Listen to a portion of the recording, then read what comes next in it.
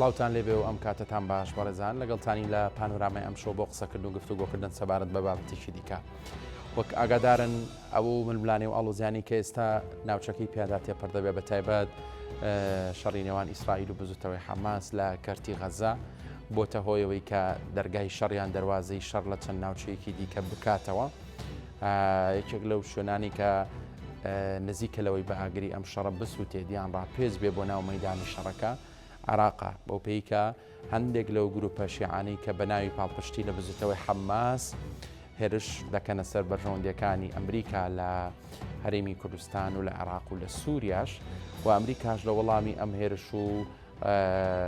دەست درێژیانەدا وەڵامی دەبیانی تازەترین پێشات ئەمڕۆ بینیمان لە بەغدا و لە ناو گۆڕەپانی وەزارەتی ناوخۆی حکوومەتی عراقیدا لە ڕێگەی هێرشێک و بردومانێکەوە سەرکردەیەکی باڵای حەشتی شعبی کوچرا. ئەمە تووڕەیی و ناڕزایی زۆری گروپە شیعەکانی دەکەوتێتەوە هەڕەشەی گەورە دەکەن و لە ڕۆژانی ڕابردووش بینیمان لە یادەی قاسم سولەیمانیدا لە کرمان لە ئێران تەقینەوەیەک ڕوویداوە لە سووریا بە هەمان شێوە لە زۆربەی ناوچەکانی دیکە دەکرێ بڵێن دۆخەکە دەکوڵێت. دەمەوێت پرسیار بکەم گفتوگۆ و گەنگەشەی ئەم بابەتە بکەم داخۆ چی چاوەڕێی ئایندەی عێراق دەکا ئەگەر هەرچی زوو لەسەر ئاستی باڵا و حکوومەت و سەرکردە سیاسە دیارەکانی عێراق چارەسەری ئەم بابەتە نەکرێ. لەگەڵ زۆر بەڕێز دکتۆر ئاراس محەممەد پسپۆر لە یاسای نێودەوڵەتی کە ڕاستەوخۆ لە شاری هەولێرە و لەگەڵم دەبێت دکتۆر ئاراس سوپاس بۆ ئامادەبوونێ. یعنی بەڕاستی بارودۆخەکە زۆر نالەبارە و هەموو ڕۆژێک بەخەبەر دەین بە بردومانی ئەمریکا بۆ پێگەیەکی حەشتی شعبی و گروپێکی شیعی بە پێچەوانەوە هاتنی درۆنێکی بۆم ڕێژکرا و بۆ فڕۆکەخانی نێودەوڵەتی هەولێر و بۆ هەریر و بۆ چوار دەوری هەولێر. ینی دەکرێت پێم بڵێ ئەم بارودۆخە زادەی چییە؟ بەڵێ شەوتان باش. طبعاً بارودۆخی ڕۆژهەڵاتی ناوەڕاست بە قۆناغێکی هەموار و دژواردا تێدەپەڕێت. شەڕی بە وەکالات زۆر بە زۆری دەتوانین بڵین بەشێکی زۆری وڵاتانی ئەو ناوچەیە گرتوتەوە. ئەو شەڕە بە وەکالەتە وای کردووە کەوا کاریگەری لەسەر سیاسەتی ناوەخۆی و دەرەوەی ئەو وڵاتانە هەبێ. هەروەک بەڕێستان باستان کرد سەرەتای سەرڕدانی ئەو کێشەیە کە تازە لە ڕۆژهەڵاتی ناوەڕاست هەردا دوای ئەوەی کەوا حەماس هێرشی کردە سەر هەندێک ناوچەی ئیسرائیل دوای بەرپرسدانەوەی ئیسرائیل بۆ هێرشەکان ئەو وا دەگەێنێ دروستکردنی شەڕێکی بە وەکالەتە بۆ خۆپاراستن لە هێرشێکی حتمی لەسەر وڵاتێکی ئیقلیمی لە ناوچەکە. ئەوەمان پێ دەڵێ کەوا شەڕی بە وەکالەت زۆربەی زۆری ئەو وڵاتانەی ناوچەکەی گرتوتەوە کەوا دەستی ئیقلیمی بەشێ لە وڵاتان کاریگەری لەسەر سیاسەتی ناوەخۆیی یاخود دەرەچی ئەو وڵاتانە هەیە. ئەوەش گرێدایی یەکترن. ئەگەر باس بێت و سەیری بکەین هاتنی ئەو ئوستوڵە گەورانە بۆ ڕۆژهەڵاتی ناوەڕاست بە تایبەتی بۆ کەندا و پێشتریش لەو کەناڵی بەڕێستان ئاماژەمان پێکرد ئەوانە ئەوەمان پێ دەڵێن کە دووبارە ناوچەکە لە ئەگەری گۆڕانکاری گەورەدایە زۆربەی زۆری وڵاتان پرژاونەتە سەر ئەوەی کەوا خۆ ئامادەکاری بکرێت هەرچی بکرێت کەمترین زیاریان بەربکەوێت لەو شەڕ و ئاژاوە و نوشوبەکە لە ناوچەکەدا سەر هەڵدەدات. دوای ئەوەی کەوا حەماستوانی پشتێنەی ئەمنی ئیسرائیل بشتێنێ هەندێ زانیاری بدا بە ئێران ئەوەی کرد هێرشێکی تونتر بۆ سەر حەمازە ناوچەکە دەست پێ بکات لە بەشێکتری وڵاتان وەکو عێراق و یەمەن و بگرە باشووری لوبنانیش هەندێ بەرپەرزانەوە و شەڕی لابەلا و لێدانی یەکتر هەبووە. ئەوە دەگەێنێکەوە دوای شەڕی سەرهەڵدانی شەڕی غەزە پێشبینی گۆڕانکاری لە ڕۆژهەڵاتی ناوەڕاست ئەکرێ پێشبینی گۆڕانکاری لە سیاسەتی حکوومەتەکانی ناوچەکەش ئەکرێ. بۆیە پێویستە هەموو لایەک ئامادە بن ئێمەش لەسەر ئاستی عێراق وەکو کورد دەبێت بۆ هەر ئەگەرێک لەو گۆڕانکارەی کە ناوچەکەدا لە ئارادایە ئامادە بین. بەڵێ دکتۆر ئاراس ینی هەست ناکەی بۆ نمونە ئەو بارودۆخی کە ئێستا بەرەوکی عێراقی گرتووانی حکوومەتی عێراقی لی بێخەمە ینی سەرکردە عێراقیەکان لی بێخەمن ئەوەندەی لەسەر میدیا قسە دەکەن ئەوەندە بەکردداری هەوڵ نادەن بۆی بگەنە چارەسەرێک لەسەر بارودۆخەکە. طبعا دەبێت باسی ئەوە بکەین دوای ئەوەی لە ساڵی 2010 ئەمریکا عێراقی ڕادست بەدەسەڵاتێکی سیاسی کردەوە ئەو تایتڵی کەوا داگیرکاری عێراق بوو گۆدرا بۆ گەڕانەوەی سەروەری بۆ عێراق ڕێککەوتنیەکی ئەمنی لە نێوان ئەمریکا کە سەرکردایەتی هاوپەیمانی نێودەوڵەتیەکە لەگەڵ حکوومەتی عێراقدا هەیەی بە پشبەستن بەو ڕێککەوتنە هێزەکانی ئەمریکا لە ناوەی شارەکان دەستنە دەرەوە هەندێک شوێنیان بۆ دیاری ئەکرد لەو شوێنانە ئەمێنەوە هاری کاری لۆجستی پێشکەش بە هێزەکانی عێراقەکان و زانیاری استخباراتیشیان پێدەن و جگە لەوەش ڕاهێنان بە هێزەکانی عێراق لە زمنیشان هێزەکانی پێشمەرگە لە هەرێمی کوردستان ئەکرێت طبعاان ئێستاوا مەزانداکرێت 2500 لە سەربازی ئەمریکی و زیاتر لە 1000 سەربازی تری هاوپەیمانانی ئەمریکا لە عێراق بوونیان هەیە بەپێی ئەو ڕێککەوتنە ئەمنی کە دوجاریش مستەفا کازمی سەرۆکوەزیرانی پێشوی عێراق چوو لە ئەمریکا لەگەڵ ئەمریکان وێی کردەوە پاراستنی ئەو هێزانە لە هەستۆی حکوومەتی عێراقدایە لە ئەگەری ئەوەی حکوومەتی عێراق نەیتوانی ئەو هێزانە لە هەر هێرشێکی گروپە دەرەجەکان یاخود تیرۆریستی بپارێزێ ئەو هێزانە مافی ئەوان هەیە بەرگری لە خۆیان بکەن بیریشمان نەچێ وەزیری دەرەوەی ئەمریکا لە دوایین سەردانی بۆ عێراق خۆشداری بە حکوومەتی عێراقدا ئێوە پێویستە ئەو هێرشا درۆنیانە ڕابگرن کە دەکرێتە سەر هێزەکانی هاوپەیمانان لە عێراقدا ئەدی حکوومەتەکەی سوودانی حکوومەتێکی تقریبا دەتوانێت بڵێن کارتۆ نییە دەسەڵاتی تەواوی بەسەر هێزە چەکدارەکان یاخود میلیشیاکان لە عێراقدا نییە بۆیە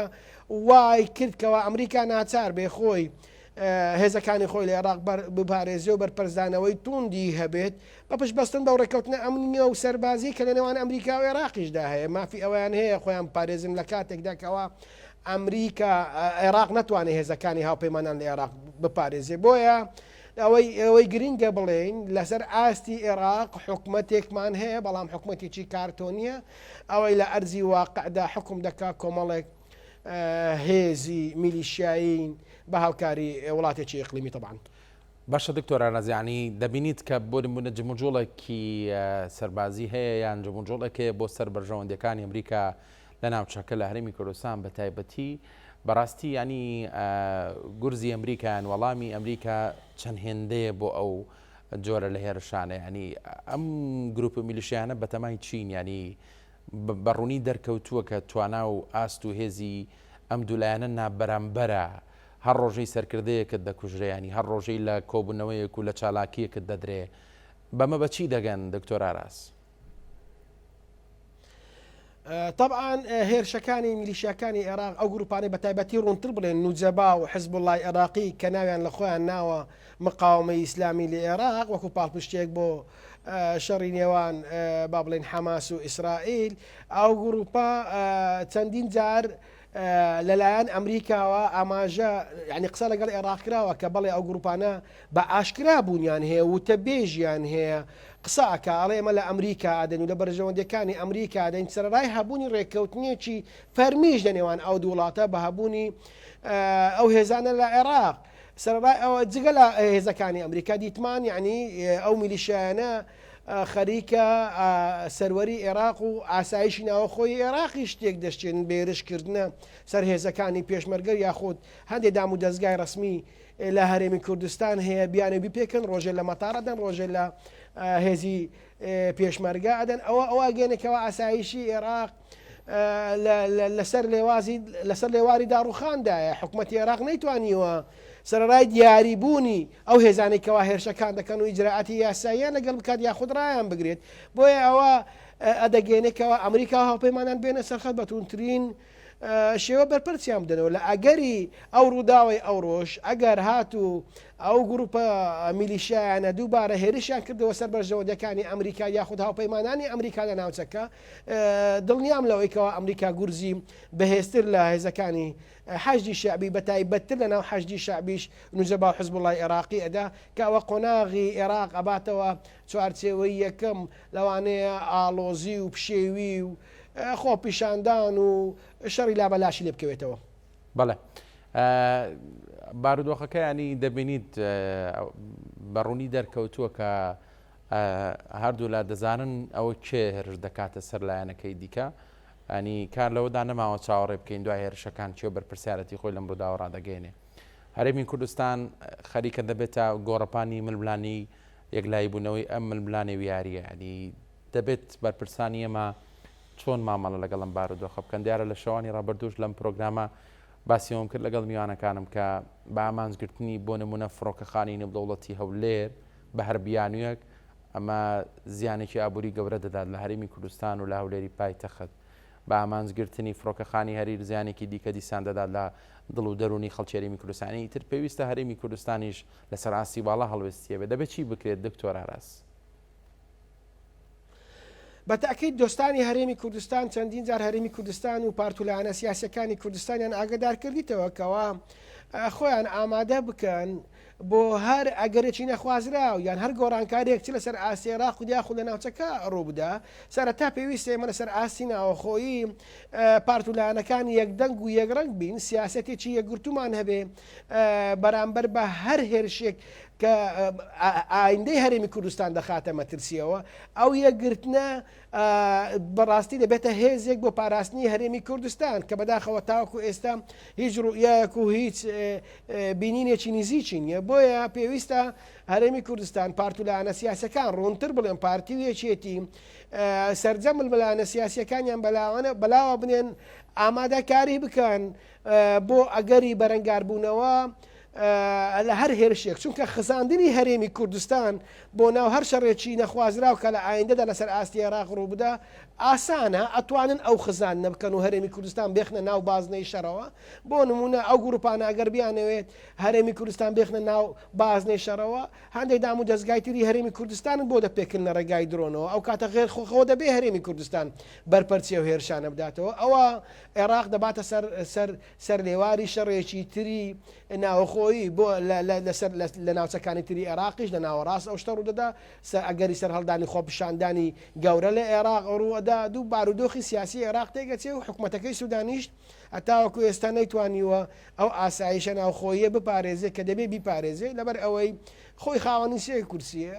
ئیتاری تەنسیقی سوودانی کردو بە سەرۆک وەزیران هەر کاتێک بیانەوێ لای ئەدەن بەشێکی زۆریش لە ناوی تاری تەنسیقی لەو گروپانە پێکدن کەوا ئێستا باڵادەستن بینیشمان لە انتخاباتی ئەنجومەنی پارێزگاکانی عێراقیش لە زۆر بە زۆری پارێزگاکان کورسی ئەنجومەنی پارێزگاکانیشان بردووە کەواتە ئەوانە زمانی لۆژیک و زمانی ڕێککەوتن لەسەر زاریان نییە و ئالەتێکن بە دەست وڵاتانی ئیقلیمیەوە بەکاردێنرێن بۆ دوورخستنەوەی شەڕ لە خۆیان نەمانتوانیوە یان دەتوانانی برین نەیانتوانیوە تەجروبە لە مێژووی عێراق وەربگرن کەوا هیچ هێزێکی سیاسی لە عێراق هیچ حکوومەتێک لە دوایەکانی عێراق نەیانتوانیوە هەرێمی کوردستان یاخود پرسە نەتەوایەتەکانی هەرێمی کوردستان پێشێر بکەن زەختی سیاسیمان زۆر لەسەر کرا کارتی فشاری ئابووریمان زۆر لە بەرامبەر بەکارهێنرا نەیانتوانیوە ئەو هەستەنەتەوەیە لە ناو کووردا بتوێنەوە سەرڕای دروستکردنی کۆمەڵە کێشە و قەیران بۆ هەرێمی کوردستان ئێستا ئەیانەوێت لە ڕێگای ئاراستەکردنی درۆن هەرێمی کوردستان بخزێنە ناو شەڕێکی نەخوازراوەوە لە ئەگەری بەردەوامبوونی ئەو هێرشانە ئیدی هێزی پێشمەرگەی کوردستان و حکوومەتی هەرێمیش ئەو شەرعیەتەی ئەبێکەوە هەرێمی کوردستان پارێزی و بەرپەرچی هەر ڕێشێک بداتەوە لەلایەن هەر گروپێکی میلیشیای ناو عێراقدا کوێتە سەر هەرێمی کوردستان. دکتۆر ئاراس پێت وایە ینی ئەم ئاڵۆزی و پەپچوونانی کە ئێستا هەن لە ناوچەکەدا کاریگەری دەبێت لەسەر پاڵپشتیەکانی ئەمریکا بۆ ئیسرائیل ینی خاوی دەکەنەوەیان بە جۆرێک لە جۆرەکان جۆرێک لە سزبوون ڕوودەدات لە پاڵپشتیەکان بۆ ئیسرائیل. ئەمریکا بە درێژایی مۆژوو پاڵپشتی سەرسەختی ئیسرائیل بۆ لەو پەڵەو پاڵپشتێش بەردەوام دەبێت دەستبەرداری ئیسرائیل و حکوومەتی ئیسرائیلیش نابێت یاخود دەوڵەتی ئیسرائیلی نابێت لە ناوچەکەدا بۆیە ئەوە هیچ گومانی تێدانە لەسەر ئەو پاڵپشتیانی بەردەوام دەبێت بۆ لێدان لەو گروپانەی کەوا بە مەترسی لەسەر ئیسرائیل و مەترسی لەسەر بەرژەوەندەکانی ئەمریکا لە ڕۆژهەڵاتی ناوەڕاستە ژمارەکرێن بەڵێ ئەو پیشگیریە بە ئەگەر بێت و مێژوو بخوێنەوە هەتاوەکو ئێستا هەبوو بەردەوامیشی دەبێت. لە ڕاستیدانی ئەو بارودۆخی کە ئێستا هەیە هەموو خەڵکی گەران کردو لەوەی کە ڕەنگە سەر بکێشێ بۆ ئاڵۆزی گەورەتریان بۆ زیاتر گەورەبوونی ئەو شەڕ و ئاڵۆزیانە لە هەرێمی کوردستان ینی دەزانیت ئێمە لە بارودۆخێکداین خەڵک بۆ خۆی دەرونی نەهارامە موچە نیە خەیرانمان هەیە لەسەر وەختیەوەین خۆمان ئامادە بکەین بۆ هەڵبژاردننی پەرلەمانی کوردستان ینی پێت وایە ئەم بارودۆخی کە من و تۆ ئێستا گفتوگۆی لەسەر دەکەین چ کاریگەرێک لەسەر ئەم بارودۆخانە دروستەکە کە لە هەرێمی کوردستان دەگوزارێت؟ هەر وەک باسم کرد زۆر کارتی فشار بەرامبەر بە هەرێمی کوردستان بەکارهێنرا هەم لە کارتی فشاری سیاسی هەم لە کارتی فشاری ئابووری ئەو ئێستا وا هەوڵ دەنە ڕێگای هەندێک گروپەوە کە دیارن سەرکردەکانیان دیارە و تەبێژیان دیارە و بارەگاکانیان دیارە و لە زمنی حەجدی شعبینە حەجدی شعبیش بە پێی دەستور بەشێکە لە منزومەی سەربازی عێراقی کەواتە منزومەی سەربازی عێراقی لە ژێر دەسەڵاتی چێدایە سەرۆک وەزیرانی عێراقدایە بۆیە ئەرچی حکوومەتی عێراق خودی سەرۆکی ئەنجومەنی وەزیرانی عێراقە نێڵێت بارودۆخی با بڵێن ئاسایشی عێراق بکەوێتە قۆناغەکەەوە دوایە چارەسەرکردنی ئەستەم بیت بگرە ئەمە لە هەرێمی کوردستان زۆر جار پرسی یاسایش بەرامبەر بە ئێمە بەکارهێنراوە هەرچەند دوایین هەوڵیان ئەوەیەکەوە کە کۆمسیۆن ناتوانێت هەڵبژاردننی پەرلەمانی کوردستان لە کات و سایەتی خۆیدا بکە ئەگەر بێت و پشت ئەوتانە بخوێنینەوە ئەوان هەوڵێک بێ بۆ ئەنجامنەدانی هەڵبژاردننی پەرلەمانی کوردستان و شەلەلکردنی موسەساتی تەشریعی هەرێمی کوردستان خۆیەوە زۆر خەتەرە ئەبێ سەرکردایەتی سیاسی کوردستان و پارت و لایەنەکان باش ئەوە بزانن ئەبێ هەرێمی کوردستان لە 2024 هەڵبژاردننی خۆی ئەنجامدا دەمانجی دوو ناکرێ کە کۆمسیۆنەڵی 22 هەڵبژاردن پێ ناکرێ ئێبێ وادەیە دەستنیشان کە چ کاتێ پێەکرێ گوتێ تۆپەکە داوێتەوە گۆڕەپانی سیاسی هەرێمی کوردستان ئێوە تاریخیشکەمان بۆ دیاریکەن دووبارەگە هەرێمی کوردستان سەرۆکایەتی هەرێمی کوردستان دووبارە بەروارێجەکەی دەستنیشان کرد بە هەمان شێوە هاتنەوتیان پێمان ناکرێ یاخود دادگای فیدراڵێت تاوەکو ئێستا پرسی کۆتاکانی یەکلانە کردوتەوە لە هەر جەرسەیەک ئەی خاتە جەرسەیەشتر ئەگەر بەردەوامی ئەو جەرسانە هەبووکەوە ئەوە بەڕاستی پێمان ئەڕێن کەوا فشارێکی یاسایی سیاسی ئابووری تا گەیشتۆتە ئەوەی کەوا درۆن و هێرشکردن سەر هەرێمی کوردستان بەرامبەر بە ئێمە بەکاردێنرێت بۆ لاوازکردنی پێگەی هەرێمی کوردستان کە ئەوە دوا کارتیانە کە ئەبێ لە ڕووی سەربازیەوە لە ڕێگای هەندێک میلیشاتەوە بەڵێ ئێمە ئیدانەی دەکەین حکوومەتی عێراقەرە لە ئیدانە دەکەن ئیدانەکردن چارەسەری کێشەکان ناکە بزوتنەوەی نوجەبا دیارە سەرکردەکانی دیانە حزب الله عێراقیش دیارن کە ئەو دوو گروپانە مقاومەی ئیسلامی عێراقیان دروست کردووە و هێرشەکەنە سەر فڕۆکەخانەی هەولێر سەرهێزی پێشمەرگە چەندین پێشلکاریان بەرامبەر بە هەرێمی کوردستان کردووە و لە ناو پەرلەمانی عێراقیشدا هەر ئەوان سەبەب بوونەبوونەتە بەربەست بۆ تێپەڕاندنی کۆمەڵێک پرۆژەکە لە بەرژەوەندی هەرێمی کوردستان بۆ نیان هێشتووە کەواتە دەتوانین بڵێن ئەجندایەکی دەرەکی لە ڕێگای میلیشیانەوە بۆ لاوازکردنی هەرێمی کوردستان لە ئارادایە پێویستە سەرکردایەتی سیاسی کوردستان و پارت و لایەنەکان زۆر لەوە ژیرتر بن بتوانن هەرێمی کوردستان لە هەر مەترسیەک بپارێزن کە ئەوان نەیانتوانی لە کارتی سیاسی لە کارتی ئابووری بەرامبەر بە هەرێمی کوردستان بەدەستی بێنن لە قۆناغی ئێستادا بە بەکارهێنانی درۆن و خزاندنی هەرێمی کوردستان بۆ ناو شەڕێکی نەخوازراو کە لە ئایندەدا ئەگەری سەر هەڵدانی هەیە لە عێراقدا. باشە دکتۆر ئاراسیانی ئەم بارودۆخی کە ڕوودەدات وەک پێشتیش باسم کریانی تواناکان نابەرامبەرن ئەنی هەموو میلیشیانی کە جەنابەت باسی دەکەی زۆر باش دەزانن کە ڕەنگە بەم جۆرە هێرشانە کاریگەریی ئەو تۆ لەسەر توانها و هێزی ئەمریکا دروست نەکەنێنی هەندێک جارە و درۆنە بۆم ڕشکراوانەی کە دێن زۆر لە دووری ئامانجەکان لە ئاسمان دەتەقێنرێنەوە پێتوانی ینی بەشێکی ئەم ئاڵۆزیانە هەنی بۆ ئەوە بێت بۆی ئەم ئارامی و سەقامگیریشی کە لە هەرێمی کوردستان هەیە بکرێتە ئامانجیانی وەک چۆن دەڵێ بە بەردێک دوو چۆلەکە بکوژەمی تەرەر کامیان دەکوژێت گرنگەوەی ئەو ئامانجەکەی خۆی بپێکێ. دائیمان هەرێمی کوردستان کە تووشی مەترسی زۆر گەورە ئەبێتەوە بەسیسەکان واقعی ئەبن هێرشەکان جددی ئەبن بۆ سەر هەرێمی کوردستان بەڕاستی هاوپەیمانی نێودەوڵەتی بە سەرکردایەتی ئەمریکا هاتونەتە سەرخەت و دیفاعیان لە هەرێمی کوردستان کردووە باشترین نمونەش بۆ ئەوە کاتێک کە داعش نزیکی هەرێمی کوردستان بووە ئەو کاتە بینیمان هاوپەیمانێکی نێودەوڵەتی تر دژیم داعش پێکهێنرا و پێشمەرگە لە ئەرزی و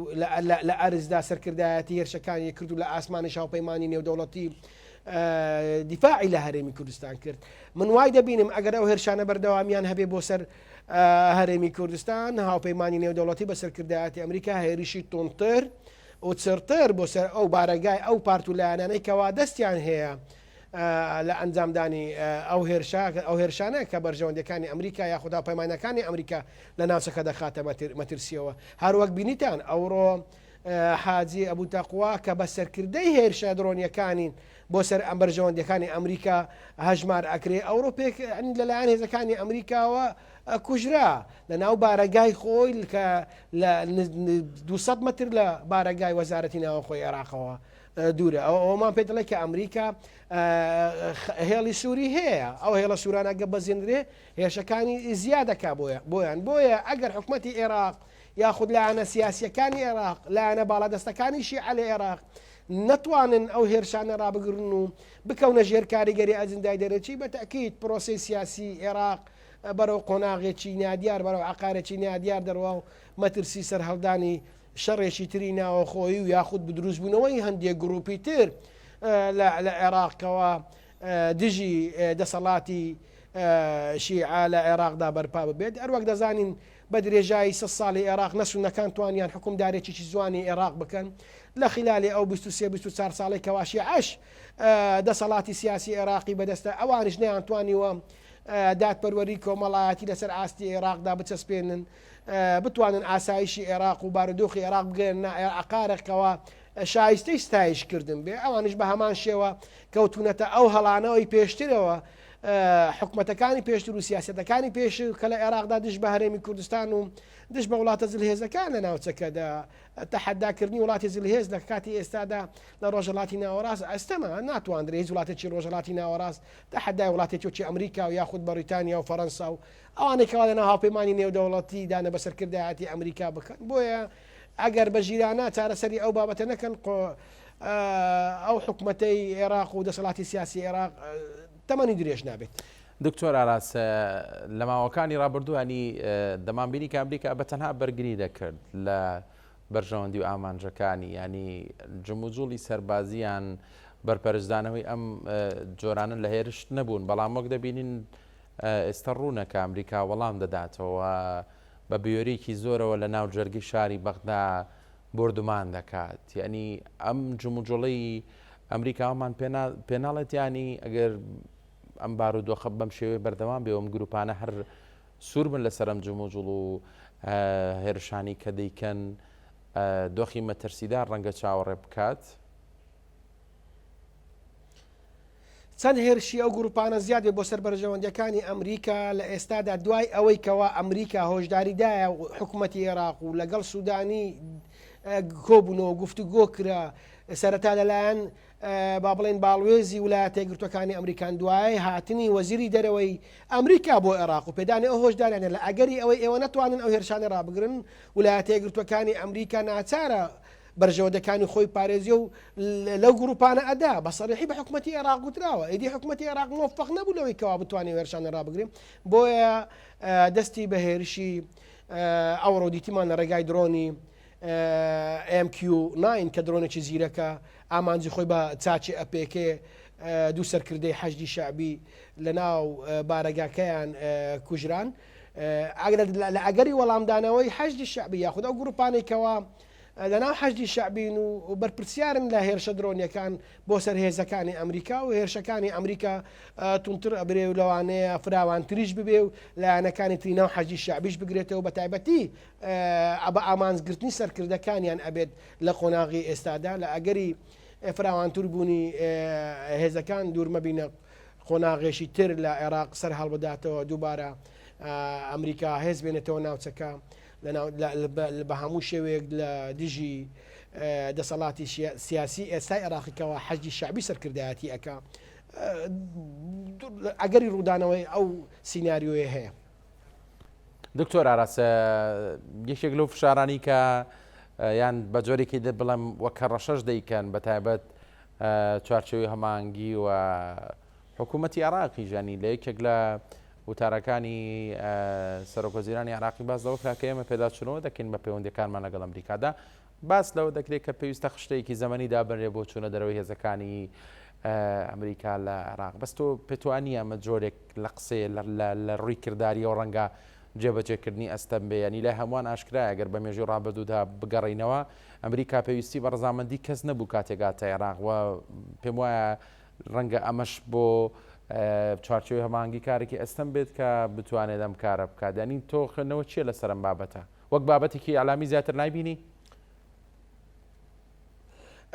بەتاکید وایە خۆی ئیتیفاقیەکە لە نێوان ئەمریکا و عێراق ئەو ئیتیفاقیە دەبێت بە ڕەزامەندی هەردوو لە هەڵبوەشێدرێتەوە یاخود حکوومەتی عێراقی داوا لە ئەمریکا لە ماوەیەکی دیاری کرا و هێزەکانی بکشێنێتەوە. ئەگەر تۆزێ بگەڕێنە دواوە بینیمان پەرلەمانی عێراق بڕیاری دەرکردنی هێزەکانی ئەمریکای لە عێراقدا و نەچۆواری جێبەجێکردنەوە جێبەجێ نەکرا کە موسسەسێکی تەشریعیە لە عێراق کەواتە کە بە بڕیاریش پەرلەمان جێبەجێ نەکرێ.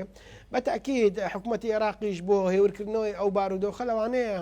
لە ڕووی ڕاگەیاندنەوە هەندێک قۆناغ هەندێک لێدوان لەم قۆناغەدا بدات بە مەبەستی هێورکردنەوەی بارودۆخەکە. بەڵام دەرچوونی ئەمریکا لە حاڵی ئێستادا لە عێراق ئەستەما بڕواناکەم ئەمریکاوە بە ئاسانی دەستبەرداری عێراق بێ لە کاتێکدا کە دەبینێ میلیشیاکانی عێراق بەتایبەتی میلیشیانێکەوە لەسەر ئێران حسابن تەواوی جومگەکانی وڵاتی عێراقیان داگیر کردو دەسەڵاتێکی تەواوی و ڕەهایان هەیە لەسەر ئاراستەکردنی سیاسەتی حکوومەتی عێراق. بۆیە ئەو شتە قبول کرا بەڕای من قبول کراو نییە لەلایەن ئەمریکاوە. ئەمریکا لە دوی هەندێ حجەجی قانونی ئەگەڕا بۆی بتوانێت گورز بوەشێنێ و حجەتە قانونیەکەش درا بە ئەمریکا کە بەرژەوەندەکانیان کرایە ئامانجە ئەوڕۆ بینین بە عەلەنی و وەزارەتی دەرەوەی ئەمریکا وەزارەتی بەرگری ئەمریکا وتیەوە ئێمە بووین ئەو حەجی سەرکردی ئەو سەرکردانی حەجی شاویمان کردە ئامانج و لێماندان لە ئەگەری بەردەوامبوونی هێرشەکانیان ئێمە شێرشەکانمان فراوانتر دەکەین بۆ سەر ئەو گروپانە. بۆیە لە ماتول کارگەشتە ئەو ڕادەیەکەوە لێکدان و لە بەرژەوەندەکان یەکتر و بەکارهێنانی چەک لە بەرامبەر یەکتر هەبێ کشانەوەی ئەمریکا لەو قۆناغەدا ئەستەم دەبێت بە پێچەوانەوە هەیە زیاترەکە لە ناوچەکە. بیریشتان نەچێ ئێستا لە کەنداوی عەرەبی ئوستولی جەنگی جۆرج واشنتن و ئوستولی جەنگی ئیبراهیم لینکۆلن هەیە و هاوپەیمانێکی نێودەوڵەتی بۆ لێدان لە حوسیەکان لە یەمەن هەیە. ئەوانە هەموو گرێداوی یەکترن و بەستراون بە یەکتریەوە کە لە غەزە لە فەڵەستینەوە دەست پێکا بۆ باشووری لوبناان و سووریا و عێراق و تا ئەگا بە یەمەن هێنانی ئەو هەموو هێزە ئەو ئەستوڵانەکەەوە میزانی ئەو بەڵخەرجی ئەو هێزانێکەوە ئێستا هەنراوەتە کەنداوی عەرەبی میزانی چەند دەوڵەتێکی ڕۆژهەڵاتی ناوەڕاستە بە بەلاژ نەهێنراوەتە کەنداوی عەرەبیەوە. بۆیە بە پێچەوانەوە من وای دەبینم ئەمریکا دووبارە گەڕاوەتەوە ڕۆژهەڵاتی ناوەڕاست. ئەوەش چەند هۆکارێکی هەیە ئەم لێدان لە بەرژەوەندەکانی ئێران هەم لێدان لە بەرژەوەندەکانی رووسیا و سین ئەو پەیوەندی شەقە سیاسەکەی لەگەڵ شەقە سەربازەکە پەیوەستە بە شەقە ئابوووریەکەوە. ئەوە کۆمەڵێ شەڕی گەورەی زلهێزەکانە لە ناوچەکە کە زۆر لە توانای وڵاتانی ئەو ناوچەیە گەورەترە وەر ئەوانش ئەتوانن خاریتەی ناوچەکە بشێوێن و خاریتەیەکی نوێ دروست بکەنەوە. ئەگەر بیانێ ئەوە بکەن بە هیچ وڵاتێک و بە هیچ هێزێک و بە هیچ هێزێکی چەکداریش ناتوانن با بڵێن بەرگەی لێ بگرن یاخود نێڕن ئەو خاریتەیە دروست ببێ. بۆیە من بە پێچەوانەوە ئەیبینم ئەمریکا لە عێراق دەرناچێ هێزەکانیش زیاتر بە قوترەکە لە ناوچەکە بە شێوەیەکی گشتی. دکتۆر بڕیار وایە کۆنگرێسی ئەمریکا لە بودجەی 2024 یاخود ئەوەی کە باز دەکرێت بودجەیەک تەرخان کراوە بۆ دانانی سیستمی بەرگری ئاسمانی لە هەرێمی کوردستان بۆ بەرپەرزدانەوەی ئەو هێرشانی نەکرد بە تەنها بۆ سەر بەرژەوەندەکانی ئەمریکا بەڵکو بۆ سەر پێگەرێمی کوردستانیش کە دەکرێت. ئەمە تا چەند دەچێتە بواری جێبەجێکردنەوە بە بڕایەوە ئەگەر ئەم سیستمی بەرگریە جێگیر بکرێت لە هەرێمی کوردستان کاریگەری لە سەر بارودۆخی لەم شێوەیە دەبێت کە ئێستا بەرەوکی عێراق و هەرێمی کوردستانیشی گرتووە. زۆر و ئاشکرایە کە ئەمریکا گەورەترین باڵوێزخانە یاخود کۆنسولخانەیە بەڵام لە شێوەدا باڵوێزخانەیە لەسەر ئاستی ڕۆژهەڵاتی ناوەڕاست ئەوە لە هەولێر دروستەکە و بە دروستکردنی ئەو بنکە دیبلۆماسیە لەوانەیە لە ئایندەدا بێتە بنکەیەکی سەربازیش لە جەنگەکانی ئایندەدا بەکاربهێنرێت. ئەوە پێویستی بە دابینکردنی پاتریۆت و ئەو ئامر و پێداویستانەیەکەوە لە درۆن و لە موشک بیان پارێزێ. بە تەکید واش بڕیار درراوە کەەوە هەرێمی کوردستانیش ئەو ئەمنیەی پێ بەخشرێ جاچە نەچێتەواری جێبەجێکردن ناچێتەواری جێبەجێکردن من زانیاریم نییە بەڵام بڕیاری کۆنگرێسی ئەمریکا و بڕیاری حکوومەتی ئەمریکایە کە لە مانجی 3 و 4 2024 ئەو هێزی پاراستنی با بڵێن دڕعی ئەمنی بۆ هەرێمی کوردستان دابین بکرێت بە هێزەکانی هاوپەیمانان لە هەرێمی کوردستان و لە زمنیشیاندا دام و دەستگاکانی هەرێمی کوردستانی تێدا بپارێزرێ. دەوترێت ینی ئەمریکا بۆ زیاتر بەهێزکردنی خۆی لە نێوان عێراق و هەرێمی کوردستاندا ئامانجێتیانی توانە سەربازیەکانی یان ژێرخانە سەربازیەکانی لە هەرێمی کوردستان زیاتر باخ پێ بدات. ئەمە بە بڕای تۆ ینی کاریگەری دروست دەکات لەسەر ئایندە و پێگەی هەرێمی کوردستان، ینی ئەگەر ئەمریکا لەم جۆرە ئاڵۆزانی کە ئێستا دەیبینی ینی پاشەکشە لە عێراق بکە بەرەو هەرێمی کوردستان ئەگەر 100% نەبێ بەڵام ینی نیوەی توانە سەربازیەکانی لە عێراق بکشێنێتەوە بۆ هەرێمی کوردستان، ئەمە کاریگەری لەسەر پێگەی هەرێمی کوردستان دەبێت لە ئایندەدا؟ خۆی گەورەترین بنکەی سەربازی ئەمریکا لە ئەمبارە لە عینە ئەسەد تاوەکو ئێستا ئەوەی کە لەسەر ئاسیا ڕاغەتۆیان لەن گەورەترین بنکەی سەربازی ئەمریکایە کە لە عێراقدا بوونی هەیە و جگە لەوەی لە هەرێمی کوردستانیشدا هەیەی لە چەند ناوچەیەکی جیاجیە، بەڵام لە ئەگەری زیاتری هێرشکردنە سەر هێزەکانی ئەمریکا لە ناوەڕاستی عێراقدا بە تاکید پێدەچێ هێزەکانی ئەمریکا لەو ناوچەیە نەکشێنەوە، بەڵام هێنانی هێزی زیاتر بۆ هەرێمی کوردستان و بگرە بۆ ئەو ناوچانەی تری عێراقیشکەوە بنکەی سەربازی ئەمریکای تێدا هەیە، کەواتە دەتوانین بڵێن ئەمریکا هێز ناگوازێتەوە لە عێراق بۆ هەرێمی کوردستان بگرە هێزی زیاتر بۆ عین ئەسەدە با و بۆ هەرێمی کوردستانیش دەهێنێ. ئەوە لە چ کاتێکدا لە ئەگەری زیادبوونی هێرشەکان یاخود قۆناغەکە چوە قۆناغێکی پێکدادانی ڕاستە و خۆ لە نێوان هەردوو لە عەلەنی بۆیە ئەوە دەکرێت لە ئایندەدا ڕووبدا. ینی تۆ پێ دوایە دۆخەکە پێچەوانە دەبێت دکتۆران ئەگەر ئاڵۆزیەکان سەرکێشن بۆ زیاتر فراوان بوون ئەمریکا زیاتر پێگەی خۆی لە عێراق بەهێز دەکات؟ هەرێمی کوردستان ناوچەیەکە بە هاوپەیمانی وڵاتی ئەمریکا هەژمارەکە لەسەر ئاستی نێودەوڵەتی لە پەیوەندی نێودەوڵەتیەکاندا. بۆیە هەرێمی کوردستان هێز و پێگەی خۆی بەهێزەکە، بەڵام ئەو بەمانە نایە ئەمریکا دەستبەرداری ئەو ناوچانەش بێ ئەو بنکانەش بکەوە هێزەکانی خۆی تێدا بکشێتەوە. ئەگەر ئەو هێرشانە زیادن بۆ سەر ئەمریکا عێراق بەجێ نایڵێ نایەت بچێ بنکەی سەربازی عین ئەسەد بەجێ بێ و هێزەکانی بگەڕێنێتەوە بۆ هەرێمی کوردستان. نامن بە پێچەوانەوە ئەیبینم لەوانەیە هێزی با بڵێن دڕعی ئەمنی ئاسمانی بۆ بنکەکانی خۆی دروستەکە پاتریۆتی بۆ دائنێ و هێزی زیاتریشی بۆ ئەبا بۆی بتوانێت ناوچانەش هێرش بکاتە سەر ئەو پێگانەی کەوا بە مەترسی لەسەر بەژەوەندەکانی ئەمریکا ئاژمارەکرێن. بۆیە ئەوە لەگەڵ ئەو ڕایانیم کە بڵێن ئەمریکا هێزەکانی خۆی دەکشێنێتەوە هەرێمی کوردستان. دەکرێت بڵێن ئەمریکا هێزی زیاتر دێنێ بۆ هەرێمی کوردستان لە هەمان کاتیشدا پێگەکانی خۆی لەسەر ئاستی عێراق بەهێزتر دەکات ئەگەر هاتوو ئەو گوشار و شەڕە درۆنە بەردەوامی هەبوو. دکتۆر ئاراس ئەمریکا بەڕوون و ئاشکرایی باسی لە ڕۆڵی ئێران کردووە لەو بارودۆخی کە ڕوودەدات دیارە هەم لە ئیسرائیل و نێوان بزوتەوەی حەماس ئەوە ڕوونەکە باسی هەرزوو باسی لەوە کرد کە ئەم شەڕ و ئاڵۆزیانە بەهاندانی ئێران ڕوویداوە، بەڵام لە هەمان کات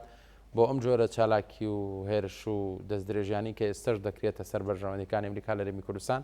دیسانە و بازدەوە دەکات و زانێرەکانیش لە میدیاوە دەردەخەن کە ئەو گروپە شیعانە خۆشیان ئەویان نەشاردوتەوە کە پاڵپشتی دەکرێن لە لایەن وڵاتانی دیکەوە. ئەنی ڕۆڵی ئێران لەم نێوەندەدا چۆن دەبینی تۆ؟ هیچ گومانی تێدا نییە ئەمریکا کۆماری ئیسلامی ئێران تۆماتبار دەکا بە پاڵپشتیکردن بە کۆمەڵێ هێزی چەکداری ئەن گروپی چەکداری لەسەر ئاستی عێراق لە فەڵەستین لە لوبنان لە یەمەن کە ئەوانە چەک و هێز و تفاق و هاوکاری مادی هەموو لەلایەن ئێرانەوە بۆ دیاریکرێ. ئەوە خوێندنەوەی ویلایەتە یەکگرتووەکانی ئەمریکا لەسەر ئەو میلیشیانەی کەوانە ناوچەکە دروست بوونە، بۆیە هەر هێرشێک لەلایەن ئەو میلیشیانەوە بکرێت سەر بەرژەوەندەکانی ئەمریکا ئەوە پێڵێن لە یاسای نێودەوڵەتیدا لە پەیوەندی نێودەوڵەتەکان پێڵێن شەڕی بە وەکالەت. ئەم ئێران شەڕی بە وەکالەتی خۆی لەگەڵ هێزەکانی ئەمریکا لە ڕێگای ئەو گروپانەوە ئەنجامەداوە. ئەوە خوێندنەوەیەکی ڕوونەوە بەیاننامەکانی ویلایەتە یەکگرتووەکانی ئەمریکا زۆر جار ئاماژەی پێکراوە و تیشتی خراوەتە سەر. بۆیە ئەمریکاش چەندین جار لە ڕێگای ڕاگەیاندنەکان لە ڕێگای وەزارەتی خارجی لە ڕێگای وەزارەتی بەرگری ئەوەی نەشاردێتەوە بەڵێ ئەو گروپانە لەلایەن ئێرانەوە لەسەر ئێران حسابن هەر شتێک لەلایەن ئەو گروپانە و دژ بە بەرژەوەندەکانی ئەمریکا بکرێ بە شێوەیەکی ناڕاستە و خۆ ئێرانیش پێدا تۆمەتبار دەکرێت. بۆیە بە هەموو شێوەیەکیش ئەیبینین کەوە دوای لێدانیان ئەمریکاڵێ و گروپانەی کەوا سەر بە ئێرانن مەترسیا خسۆتە سەر بەرژۆنەکانی ئەمریکا لە ناوچەکە. دو پرسیار دکتۆرا ڕەسیانی زانێرەکان ئەومان پێ دەڵن کە ڕەنگە بەو نزیکانە ئەو ئاڵۆزیانی کە لە نێوان ئیسرائیل و بزوتەوەی حەماسەیە یەکلانە بێتەوە ئیسرائیل باستەوە دەکات بە هیچ ئاگر بەستی قایل نییە و تا کۆتایی هێنانی بزوتنەوەی حەماس بەردەوام دەبێت لە شەڕکردن لە کەرتی غەزاوە بەردەوامبوونی ئەم ئاڵۆزیانەش یەکسانە بە بەردەوامی ئەو ئاڵۆزیانی کە لە عێراقی و ئێستا گفتوگۆمان لەسەر کرد کەواتە پێشبینی چی دەکەیت ینی بەرەو چۆ هەنگاو دەنێن ئەم کێشانە؟ سەرهەڵدانی شەڕی غەزە گۆڕینی دەسەڵاتی سیاسی لە ناوچەکەی خێراتر کرد ئەمریکای زیاتر هێنا سەرخەت پشتگیری لە ئیسرائیل بک بۆ لێدان لە حەماس بە دڵنیاییەوەش ئەتوانین بڵێن ئێستا نیوەی غەزە لە ژێر دەسەڵاتی ئیسرائیلەکاندایە و کاریگەریشیان دروست کردووە لە زۆر ناوچەش ئەگەر هەر دوێنێ بوو لە ناو لوبنان چەند سەرکردەیەکی حەماس کرایە ئامانج لەلایەن ئیسرائیلەکانەوە ئەو هێرشانە تەنیا لەسەر ئاستی فەڵەستین یاخود غەزە نابێ دەگوازرێتەوە دەرەوەی سنوورەکانی غەزەش ئەوەی کە لوبناندی بینیمان بۆیە دەبینین دەتوانین بڵێن سەرهەڵدانی گۆڕانکاری لە ناوچەکە و بڕینی دەستی ئەو هێزانەی کەواس لە بەخوێندنەوەی ئەمریکا طبعاان بەسەر ئێران حسابن خێراتر کرد لە ناوچەکە لە زمنیشیاندا ئەو ئالۆزیە ئەگا بە سووریا و لە سووریا ڕۆژانە لێدان هەیە لەو گروپانێکەوە سەر بە ئێران حسابنیان هەندێک هێزی چەکداری ئێرانیش کە لەناو ئێران لە ناو سووریا بوونیان هەیە و لیان ئەدرێت ئەوە کێشەکە گەیشتە عێراق و هاوپەیمانی نێو دەوڵەتیش کە لە 11 دەوڵەت پێکاتەوە وڵاتێکی عەربی وەکو بەحرێنیش ئەندامە لەو هاوپەیمانیە دژی بۆ لێدان لە حوسیەکانی یەمەن ئەومان پێ دەڵێن کە بەڵێ لە گۆڕانکاری لە ناوچەکەدا نزیک بۆتەوە گرنگ ئەوەیە ئێمە لە هەرێمی کوردستان ئامادە بین بۆ هەر ئەگەرێک و بۆ هەر گۆڕانکارێک چ لەسەر ئاستی عێراق ڕوودەدا و چ لەسەر ئاستی ناوچەکەش ڕوودەدا طبعاً ئەوەش بەیەک دەنجی و بەیەک ریزی پارتولایەنە سیاسیەکانن کەوا حکوومەتی هەرێمی کوردستانیان پێکەوە یاخود دەسەڵاتی سیاسی هەرێمی کوردستانیان بەدەستە پێویستە ژیرانەتر مامەڵە بکەین هەوڵ بدەنە تا پێمان بکرێن نەخزێنێ ناوجەنگەکانەوە لە ئەگەری خزانشمان بۆ ناوجەنگەکەەوە بتوانین لە بەرژەوەندی باڵای نەتەوەی و هەرێمی کوردستان بیشتێنینەوە. سپاس بۆ دکتۆر ئاراس محەممەد پسپۆر لە یاسای نێودەوڵەتی کە ڕاستەخۆ لە شاری هەولێرەوە لەگەڵمان بووی سپاس بۆ وەڵامی پرسیارەکانی ئەمە بەڕێزان سپاس بۆ ئێوەش کە تا ئێستا بینەری پانۆراما بوون هەشار بن.